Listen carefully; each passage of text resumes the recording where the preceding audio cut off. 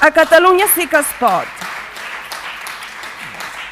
Respecte a l'acord ampli, que seria desitjable d'aconseguir, tant de bo que sí, però un acord ampli en determinades qüestions, en Partit Popular, Partit Socialista i Ciutadans, no és possible. Per tant, més enllà del món de les idees, hi ha el món dels fets, i en el terreny dels fets és impossible aconseguir acords amb aquesta gent. Aquí la peça que balla no és la del Partit Popular, la de Ciutadans o del Partit Socialista, aquí la peça que balla és només la seva. La peça que balla és la que necessitem, que quan vostè diagnostica que el dret a l'autodeterminació està en estat de coma, vostès facin alguna cosa perquè no acabi de morir.